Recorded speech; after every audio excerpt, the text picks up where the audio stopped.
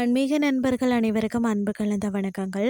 இன்றைக்கு நாங்கள் ஆன்மீகம் சம்பந்தமான பதிவில் ஸ்ரீராமன் வழிபட்ட கிசரா கூட்டா லிங்கங்கள் சிதறி கிடக்கும் அதிசயம் என்னென்னு சொல்லி பார்க்கலாமா வாங்க.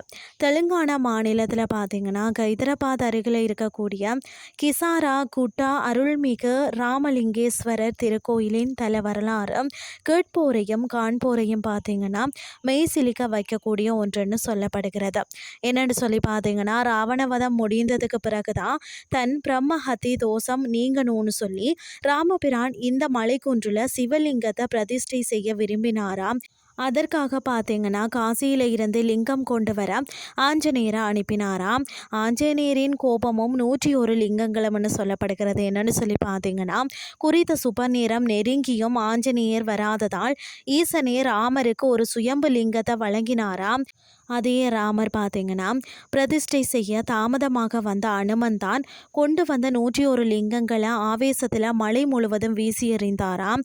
அனுமனை சமாதானம் செய்யணும்னா அந்த தலத்திற்கு அனுமனின் தந்தை கேசரியின் நினைவாகத்தான் கேசரிகிரி என பெயரிடப்பட்டாராம் ராமர்.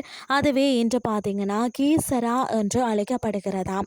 இந்த தலத்தின் சிறப்புகள் பார்த்தீங்கன்னு சொன்னால் இன்றும் இந்த மலை குன்றை வந்து சுற்றிலும் அனுமன் வீசிய நூற்றுக்கணக்கான லிங்கங்கள் திறந்த வழியில் சிதறி கிடப்பதை நாம் காணலாம். மற்றது பார்த்தீங்கன்னா கோயிலின் நுழைவாயில் நம்மளை வரவேற்கும் பிரம்மாண்ட ஆஞ்சநேயர் சிலை பார்க்கிறதற்கே சிலிப்பாக இருக்கும்.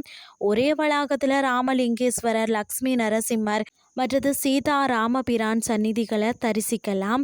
அது மட்டுமில்லாமல் அழகான மலைக்குன்றம், எங்கு பார்த்தாலும் குரங்குகளின் விளையாட்டு என அமைதியான சூழல்னே சொல்லலாம். பலன்கள் பார்த்தீங்கன்னா 16 வகை செல்வங்களையும் அள்ளித்தரக்கூடிய வள்ளலாக இங்கே ஈசன் வீற்றிருக்கிறாராம். இங்கு வழிபட்டால் மனக்கவலைகள் நீங்கி நிம்மதி கிடைக்கும் என்பது பக்தர்களின் அசைக்க முடியாத நம்பிக்கையாகவும் இருக்கிறதா. நீங்கள் ஹைதராபாத் பக்கம் சென்றீங்கன்னு சொன்னால் ராமன் வழிபட்ட இந்த அபூர்வ சிவதலத்தை தரிசிக்க தவறாதீர்கள். இன்றைய ஆன்மீகம் சார்ந்த பதிவு உங்களுக்கும் வந்து பிரயோசனமாக அமைஞ்சிருக்கும்னு சொல்லி நானும் நம்புகிறேன். இதே மாதிரி மற்றும் ஒரு ஆன்மீகம் சார்ந்த பதிவோடு உங்களை சந்திக்கிறேன். நன்றி.